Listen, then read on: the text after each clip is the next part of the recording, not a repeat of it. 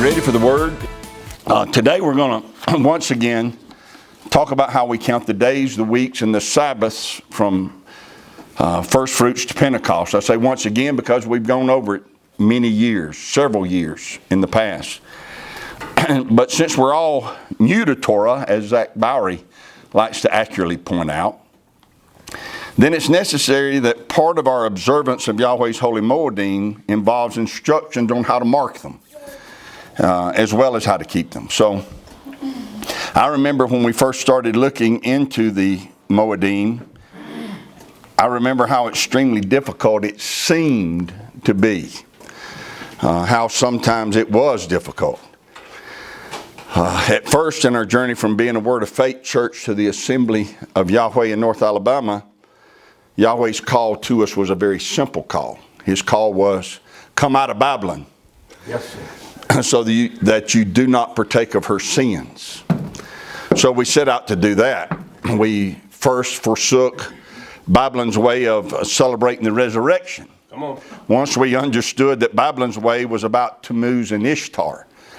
And then we forsook Babylon's way of celebrating the birth of the Messiah once we understood that Babylon's way was about Mithra, the sun deity, whom they call Sol Invictus, the unconquerable sun. Yes. He was born on December the 25th and he was worshipped on Sunday. So we abandoned that. To come out of Babylon, you have to abandon it.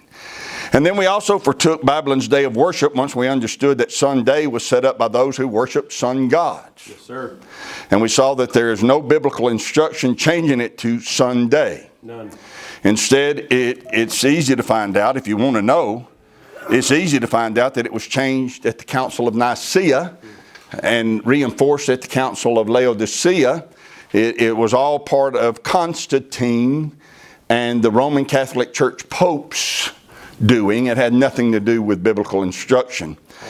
It was cemented in place in the translation of the King James Version many years later when the phrase mia sabbaton, which means one Sabbath, was purposely mistranslated 9 times to say first day of the week. Yes, sir. You don't have to be a Greek scholar to realize that they falsified those words to promote a devilish, demonic doctrine. Why did they do it? Because they wanted to create, perpetuate the lie that Yeshua rose on Sunday. But he did not rise on Sunday. He rose on Abib 16. So our first mandate from Yahweh was to come out, which we did.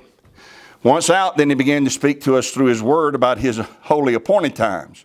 And like everyone else who had grown up in and been associated with denominational churches, we had been taught that those were just for the Jews. Right. Mm-hmm. And that to try to keep those feasts was really an insult to the Messiah. Mm-hmm. That's what we were taught. It is. We had to unlearn those lies before we could learn the truth. Yes, they are shadows, as the denominational churches teach. They are shadows, but they're shadows of the Messiah. Yes. That means that it is not the Jews who create and cast the shadow of the feast. Come on. The shadow's cast by the Messiah. Yes, sir. And you cannot eliminate the shadow without eliminating the one who casts the shadow. Yes, sir. The only way to get rid of a shadow is to get rid of the one casting it. Come on, so you telling me I got to get rid of the shadow, you telling me I got to get rid of the Messiah. Because they are shadows of him. Yes. All right? And besides that, they aren't just shadows of things he did, they are shadows of things to come, Colossians said. Why am I going to do away with something that's wanting to show me something to come? And besides that, they aren't Jewish feasts. Yahweh says plainly in Leviticus 23, these are my feasts. He didn't say they're yours. No. He said they're my feasts. So these are his feasts. So we began to look into them, and I found it to be difficult. The phrasing was difficult. The terminology was difficult. The dates were difficult. The 14th day of the first month did not mean January the 14th. No. The 10th day of the 7th month didn't mean July the 10th. Right. And so it all was overwhelming at times and complicated and confusing. Yep. And then there were the talk of sacrifices and offerings, and going back to the calendar, establishing that requires a great deal of effort. Yes, sir. Because Satan has worked hard to hide the true calendar, because if he hides the calendar, he hides the appointed days. But we kept pressing in, and the one thing I was certain of as we started was that I didn't want to exchange one set of traditions for a whole nother set of traditions. Come on. Amen. That was one thing I was sure of. I didn't want to get rid of Christmas and Easter and find something to replace them. Come on. Wasn't looking to replace them. I just wanted them gone. Right? And I wasn't getting rid of traditions I had held to find some more traditions I could hold to. Right. You know, traditions have been defined this way. Traditions are peer pressure from dead people. I wasn't looking for peer pressure from dead people on how to celebrate these things, okay? Now, not all traditions are bad. Right? Some are good. I mean, we've got our own set of traditions we've established in the celebrating of the feast. I'm not saying traditions are bad. I'm just saying that I wasn't looking to embrace somebody else's traditions. Come on. I wasn't looking to adopt the Jewish or the Messianic or the Assembly of God's way of keeping the feast. Yes. I simply wanted to know what Torah instructed me to do. And the journey's been interesting, exciting, holy, beautiful, and spiritual. We've had to make adjustments as we go. We continue to learn as we go, and we continue to embrace everything the Ruach HaKodesh reveals to us in the journey. Some things he can say to us this year you couldn't say last year because we didn't have the understanding. So with every journey, with every year comes more revelation, and I'm thankful for that. The first time we set out to keep the Feast of Unleavened Bread, you would have thought that somebody had licked all the red off of our candy. We were a bunch of sad sacks around here who felt deprived because we could not have bread with fluff in it. I mean, it was sad to watch the way we acted that first time we kept unleavened bread. And I'm talking about myself too. But as we grew into it and saw the deeper meaning of consuming the unleavened bread, it's not just about getting rid of the leaven, it's consuming the unleavened bread.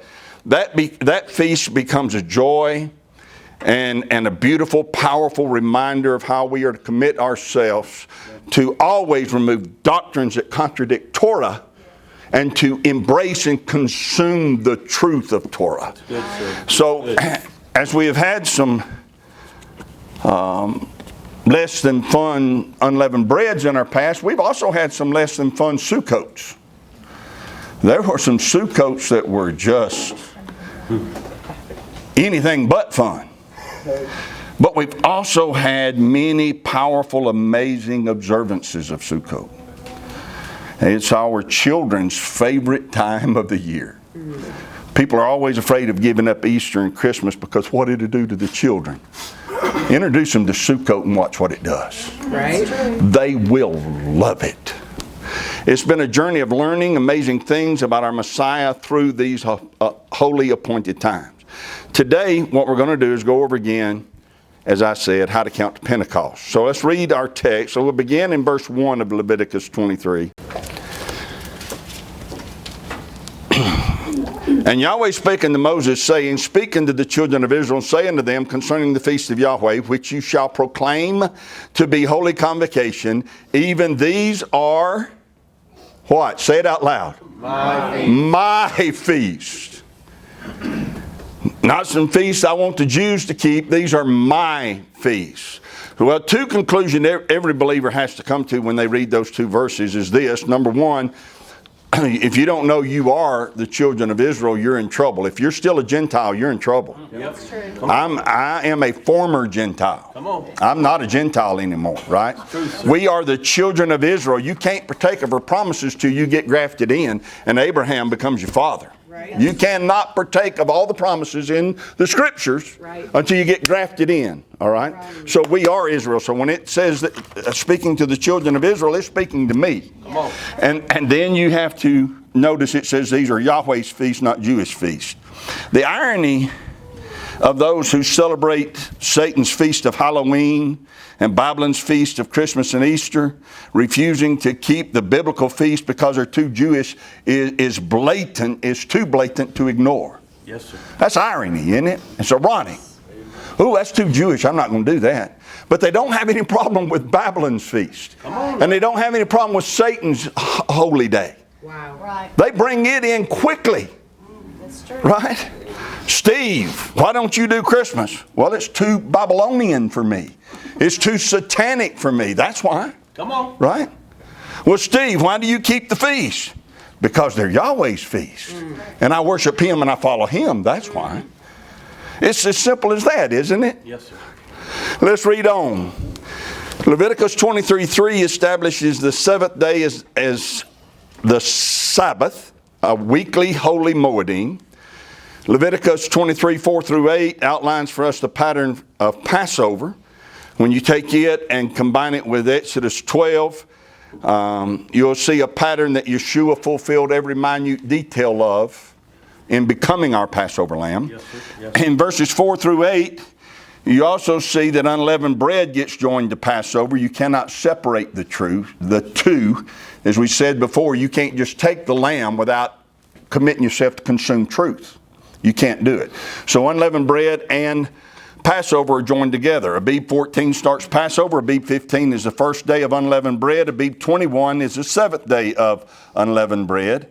Abib 15 is a mega Sabbath. Abib 21 is a Sabbath.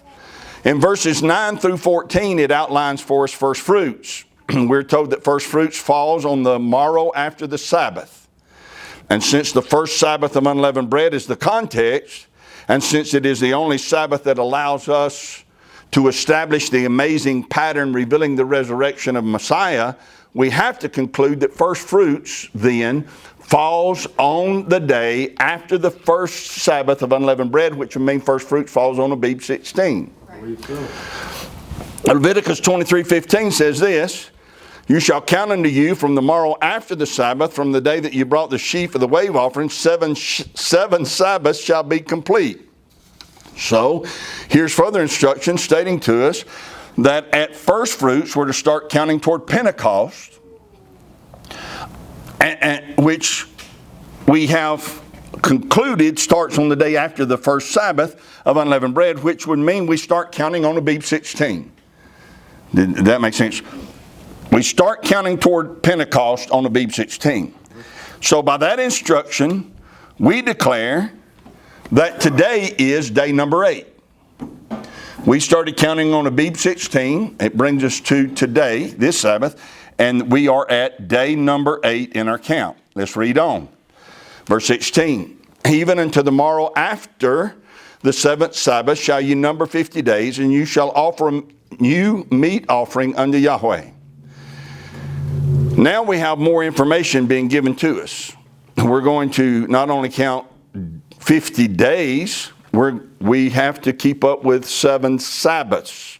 Drop down to verse 21. "You shall proclaim on the selfsame day that it may be a holy convocation unto you. You shall do no servile work therein. It shall be a statute forever in all your dwellings throughout your generations." Throughout your generations, all right?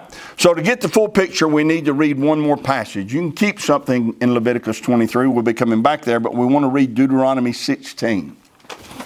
Speaking of this same holy day, Deuteronomy 16:9 says this, "7 weeks do you number to you. From the beginning of the sickle among the standing corn, you do begin to number 7 weeks." The Hebrew word for weeks is Shabuah or Shavuot. Shavuot. Mark that because it's very important. 7 weeks, 7 Shavuots do you number to you. That's why this holy appointed time is called the Feast of Weeks. It's called the Feast of Shavuot. It's called counting the Omer. More popular among us in our day and time, it's called Passover. But they're all referring to the same holy day. And Pentecost. It's called Pentecost. What does Pentecost mean? Penta means 50, right. Pentecost means 50. So, if you put Leviticus 23 and Deuteronomy 16 together, here's the instruction we have. The count always begins on first fruits. That's day 1. You always count 7 weeks. Notice it did not say 7 Sabbaths. 7 Shavuot, 7 weeks.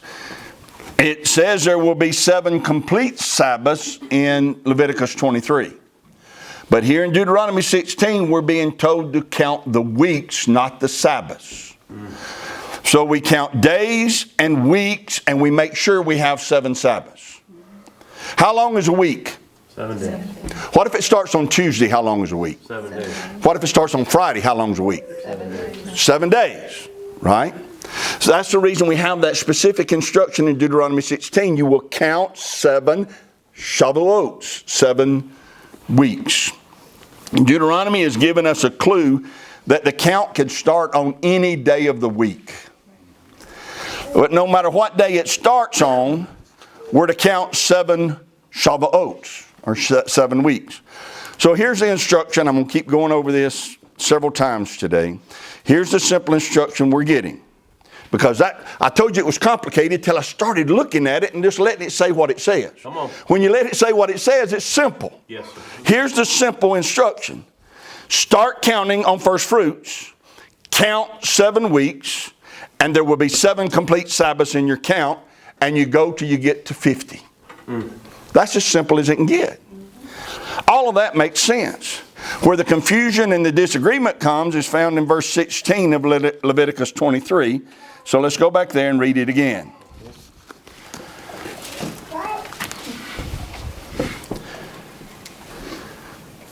Leviticus 23:16. Even unto the morrow after the 7th Sabbath shall ye number 50 days. People read that and it seems that it's saying that the 50th day must be the day after the 7th Sabbath, which means that it must be the first day of the week. But if that is correct, then we have to go back and undo everything we've already understood in Leviticus 23. If that is correct, then first fruits also always has to be on the first day of the week. If Pentecost is always on the first day of the week, then first fruits always has to be on the first day of the week. And if that's the correct understanding, then there is no shadow perfectly revealing the resurrection of our Messiah to us in the Moedim. No pattern or no shadow. That's what I'm saying. If there's no pattern of the resurrection in first fruits, then it would be the only Moedim that does not have a perfect pattern to follow. All of the rest of them are perfect patterns. When did Pentecost come in the book of Acts? Well, when did the Ruach HaKodesh come? I asked that wrong. When did the Ruach HaKodesh come? When the day of Pentecost was fully come. The pattern showed you the exact day it would happen. And the pattern showed you the exact day Yeshua would enter into Jerusalem. The pattern showed you the exact day that he would be crucified. Right? And so the pattern also is going to show you the exact day that he will be resurrected. How could he continuously say over and over and over, they're going to arrest me and they're going to kill me, but on the 3rd day I will rise again? Because he could see the pattern in first fruits. Right? According to the Messiah, he could look at first fruit and declare with confidence that he would rise the 3rd day. He would rise the 3rd day. If he was going to rise the 3rd day, the only day that matches that pattern is the 16th of Abib. That's good, sir. 14, 15, 16. That's the 3rd day. Okay? Not the first day of the week. We must never make the Bible adjust to our logic or our understanding. The Bible is specific. We just have to read it and let it say what it says and pay attention to every jot and tittle. Yes. So let's read verse 11 again. Leviticus 23:11. You shall wave the sheaf before Yahweh to be accepted for you on the morrow after the Sabbath. The priest shall wave it. So I'm going to ask you, just looking at that verse, you tell me, when does the priest wave the sheaf? On the morrow after the Sabbath. Morrow after the Sabbath. Can't be any plainer than that. Verse 15.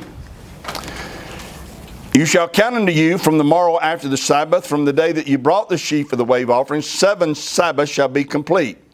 So let me ask you again, based on what that verse says, when is the wave offering? Tomorrow after the Sabbath. The exact same as in verse 11. Didn't change. So read verse 16 again and pay very close attention. Even unto the morrow after the Sabbath, after the seventh Sabbath shall you number 50 days, and you shall offer a new meat offering unto Yahweh. What's different in verse 16 from verses 11 and verse 15? Verse 11 says the morrow after the Sabbath. Verse 15 says the morrow after the Sabbath. But verse 16 adds a phrase the other two did not have. Even unto the morrow after the Sabbath. It didn't say the morrow after the Sabbath. It said even unto the morrow after the Sabbath. Verse 11 and verse 15 are identical. They say the exact same thing about when to start counting. But verse 16 is different. That should grab our attention. Why didn't it just say the morrow after the seventh Sabbath? You shall number 50 days. If it said that, then that would make sense for the first day of the week. But that's not what it says. It doesn't say the morrow after the seventh Sabbath you shall number 50 days. Here are the facts concerning the count. It always starts on first fruits. It will always include 7 weeks or Shavuot, and it will always include 7 complete Sabbaths. Mark that. And it always will be on the 50th day. But the day the count begins and the day the count ends could be any day of the week. Look up the Hebrew word translated even unto. It is Yod, A-D, the little tittle and AD, and I'd have to get Christian up here to explain exactly how that's written in Hebrew, but that word means as far as long as much as. Strong says when it's used in reference to space, it's to be understood to mean even unto. When used in reference to time, Strong says it should be understood to mean even until. Okay? So here's what the instruction means. We have to count past 7 complete Sabbaths. Okay. Let me say it this way. The 50th day cannot come until there have been 7 Sabbaths completed. Yes, sir. Yes, sir. That's the emphasis being put to us in verse 16. Those 7 Sabbaths have to be complete before you get to 50. All right? It's not saying the 50th day has to be the very next day after the Sabbath. It's saying that until 7 Sabbaths are complete, the 50th day cannot come. Let me explain it this way. If this was as simple as counting 7 Sabbaths, we wouldn't have been told in Deuteronomy to count weeks. Come on. Why count weeks? We can just count the Sabbaths, and that includes the weeks, right? Deuteronomy 16:9 said, 7 weeks shall you number unto you. We're told to count weeks, 7-day increments. If this were just about counting 7 Sabbaths, we would have been told to count seven Sabbaths and go one more day. But it doesn't tell us that. It says count the weeks. If this was as simple as counting 7 Sabbaths, we wouldn't have been told that the 7 Sabbaths have to be complete. Of course they'd have been complete. Right? Of course they'd have been complete if it's the day after it. So the instruction to make sure that we count 7 complete Sabbaths is important. If Pentecost always comes on the first day of the week, we wouldn't have to be told to make sure 7 Sabbaths are complete, is my point. Of course they'd be complete. But because the count can start on any day of the week, we are instructed to count even unto the morrow after the 7th Sabbath, and to make sure 7 Sabbaths are complete. If this was as simple as counting 7 Sabbaths, we wouldn't have needed this much instruction. Come on. That's good. We would have been simply told to start counting on Sunday and do that till we get to a Sunday 50 days away. Come on. That's what it would have said. Yahweh's not trying to confuse us. No, sir. He's trying to get us to understand. The instruction is detailed because it's not as simple as counting from Sunday to Sunday. Right. All right? So let me reiterate it, please, again, to explain why I think we count the way we do moving toward Pentecost. Why I think it cannot and does not mean to start on a Sunday and end on a Sunday. Number one, if first fruits does not begin on the 16th, which would be the day after the Sabbath of unleavened bread on the 15th, there's no pattern to foreshadow the resurrection. Right. If first fruits comes on the first day of the week every year, then it would have been impossible to know when the resurrection would take place. If that were the pattern, then first fruits sometimes comes 4 days after Passover, sometimes 5 days after Passover, sometimes 6 days after Passover. Yeshua wouldn't have known when he was going to be resurrected. But he could look at the pattern and say, on the third day, I'll rise again. First fruits foreshadows it, right? If first fruits comes on the 16th, then the count has to start on that day, no matter what day that is. We start on that day and count weeks, which would be 7 weeks times 7 days is 49 days. We look at our count and make sure after we've reached 49 days that we have 7 complete Sabbaths in that count. We've got 7 complete weeks, we know, but have we got 7 complete Sabbaths? And then once we know we've got 7 complete Sabbaths, we can make sure we get to 50. So reason number one that Pentecost cannot be on Sunday is it destroys the pattern of first fruits foreshadowing the resurrection. Yahweh would not allow that to happen. Reason number two that Pentecost cannot be on Sunday is there is nowhere in Scripture that Yahweh places any significance on the first day of the week. Nowhere, none. Men do, Catholicism did, Constantine did, sun worshipers do, but not Yahweh. Here are the days he marks as holy. The 7th day is holy. The 14th day of the first month is holy. The 15th day of the first month is holy. The 16th day of the first month is holy. The 21st day of the first month is holy. The 50th day counting from the 16th is holy. The first day of the 7th month is holy. The 10th day of the 7th month is holy. The 15th day of the 7th month is holy. And the 22nd day of the 7th month is holy. That is 10 holy days. If you study or are familiar with numbers in Hebrews, you understand the number 10 symbolizes the authority of Yahweh. There are 10 commandments written in stone. There is 10% of our income required of us. 10 symbolizes Yahweh's authority and our responsibility to comply. Yahweh laid out 10 holy days, and not one of them is Sunday. That's true. Right. It might fall on a Sunday, but he never said the first day of the week is holy. Now, men say differently. Men say, well, every day's holy. And they think that makes them sound spiritual. Well, every day. You start talking to them about the Sabbath, that's the first protest they'll put to you. If you strike down the resurrection, the next thing they'll say, well, I just believe every day's holy. Right. To say that is to begin an argument with Yahweh that you cannot win. That's true. Yahweh set apart the 7th day. You cannot now say that every day is just as holy as that day. Good, Only fools and Satan contradict Yahweh. You're right. That's true. He set apart the 7th day. To say every day is holy is to say, no, the 7th day is no different than any other day. We declare every day to be holy. Well, if every day is holy, no day is holy. You're right. The very word holy means to set it apart. You're right. So you understand when somebody says every day is holy, they just said Yahweh was wrong. That's true. Men say that the first day is holier than the 7th day. They have made that decision based on doctrines of men with no biblical support for that. All they have to support that claim is a mistranslation of the Greek words mia sabbaton. Right. And a command from a Roman emperor telling them when they will worship. That's true. And an attempt to justify it by saying that we're honoring the day that Messiah was resurrected. All of that's based on lies. But the first day of the week has nothing to do with the resurrection. As I said before, it's a command from Constantine 300 years after the death of Yeshua. Come on.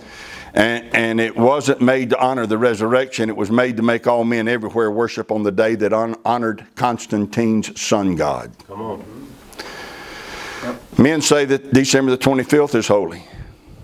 Men say that the first Sunday after the first full moon after the spring equinox is holy. And they call the Friday before that a Good Friday.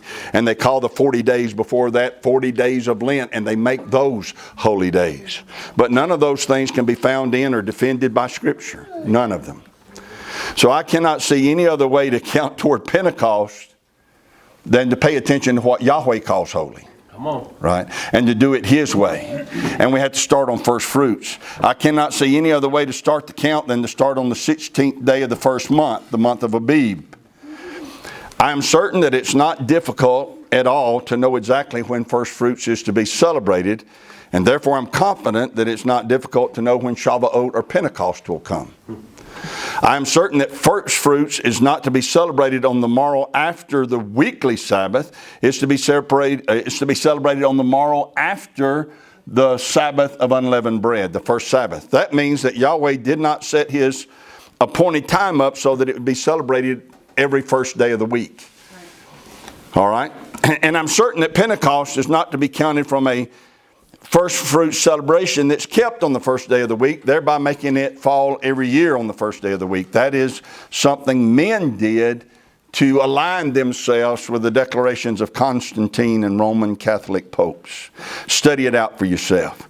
If you can show me how to count Pentecost from Sunday to Sunday without destroying the pattern of the resurrection, I'll listen. But isn't it ironic? I think it's ironic that those who count from Sunday to Sunday do so with the belief that they're honoring the day of the resurrection, when the truth is they're destroying the very pattern that reveals the resurrection. You make a good point, sir. And when, in fact, there's not one verse in all the Bible that says He was resurrected on Sunday, then to go from Sunday to Sunday is to dishonor His resurrection. If our suppositions don't line up with what the Bible says, that is, if we think it says something, but once we read it, it doesn't really say what we thought it said, we cannot ignore or change what is written. The only thing left to do is to change the way we're thinking. Right? So, as I said before, we're in day 8. That means we've completed one full week and one day in our count. He said count 7 Shavuots. We've counted 1 Shavuot. And we've counted one day beyond that. So we're in day 8. How many Sabbaths? That was a question that prompted me to study this again and to look at it again and to teach on it today. Do we count the Sabbath of last Sabbath of Abib 16, which fell on April the 16th? Do we count last Sabbath as Mia Sabbaton? Sabbath number 1. Or do we count today as Mia Sabbaton, Sabbath number 1? This is an odd year where we're actually going to see 8 Sabbaths in the count. But we shouldn't let that alarm us if we paid attention to what's written. The pattern's still the same. It's 7 weeks, 50 days, and 7 complete Sabbaths. That instruction can mean keep counting until you reach the 7th one, or keep counting beyond the 7th one until you reach the 50th day. It means keep counting beyond the 7th one. That 7th one has to be complete. Believing that it cannot come until we've completed 7 complete Sabbaths, I misspoke last Sabbath when I said today would be the first Sabbath. Jay was prompted to ask the question, and I'm glad he did. Last Sabbath was Sabbath number 1. Why was last Sabbath Sabbath number 1? Complete. Because we're going to count 7 Sabbaths. If we started counting today, the 7th Sabbath would fall on the 50th day. That Sabbath would not be complete. We would have Pentecost and a Sabbath taking place at the same time, but that Sabbath would not be complete. So in actuality, we don't have 8 Sabbaths. We have 7 complete Sabbaths, and we're entering into an 8th. Right. So you were correct. We started last Sabbath. So now in our count we have Deutero. You'll find that in the book of Luke. They refer to Deutero Sabbaton. The 2nd Sabbath. We're in Sabbath number 2. Week number 1, or we're starting week number 2, and we have 2 Sabbaths. All right? Does that make sense? Anybody got a question? Did I thoroughly confused, or did it become clear? It came clear. Okay, good deal. If we pay attention to the simplicity of the instruction, we don't get confused. Come on. 7 complete Sabbaths means the 7 have to be complete.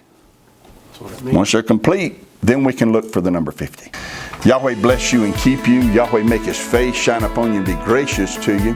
Yahweh lift up his countenance upon you and give you peace. As his name is put upon you, so shall he himself bless you.